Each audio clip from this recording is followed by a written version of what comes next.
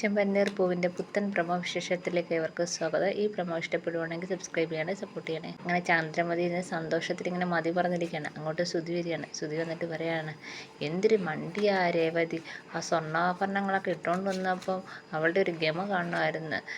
എനിക്കങ്ങ് ചിരിയാ വന്നേ എന്നും പറഞ്ഞ് ശ്രുതി പറയാണ്. അപ്പോൾ എന്തൊരു മണ്ടിയാന്ന് ശ്രുതി പറയുകയാണ്.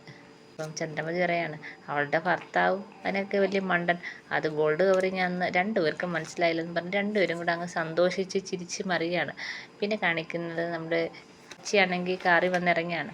അപ്പോഴത്തേക്ക് ശ്രുതിയും കൂടെ ഷോപ്പിലേക്ക് പോയിറങ്ങാണ്. എങ്ങോട്ട് പോകുമോ, ഷോപ്പിലേക്കാണോ എന്ന് നോക്കും. അതെ, ഇപ്പോൾ പോകണ്ട എന്നും പറഞ്ഞുകൊണ്ട് ശ്രുതിയെ പിടിച്ച് ഹാളിലേക്ക് വരികയാണ്. എല്ലാവരെയും വിളിച്ചു വരുത്തുന്നുണ്ട്. എന്നിട്ട് രേവതി ആ സ്വർണം കൊണ്ടുവരികയാണ്. സ്വർണം കൊണ്ടുവരുമ്പോഴത്തേക്ക് രവിയുടെ കയ്യിൽ കൊടുത്തിട്ട് പറയാണ്, അച്ഛാ, ഇത് രേവതിയുടെ സ്വർണ്ണാഭരണങ്ങളല്ല, ഇത് സ്വർണം പൂശിയ ആഭരണമാണെന്ന് പറയാണ്. ഉപയോഗിക്കുകയാണ്. ഗോൾഡ് കവറിങ്ങോ? അതെ, ഇത് ഗോൾഡ് കവറിങ് ആണ്. രേവതിയുടെ സ്വർണ്ണാഭരണങ്ങൾ എങ്ങനെ ഗോൾഡ് കവറിങ് ആയെന്ന് എനിക്കറിയണം അച്ഛാ എന്ന് പറയാണ്. അപ്പോഴത്തേക്ക് ശ്രുതി പെട്ട അവസ്ഥയിലാണ്.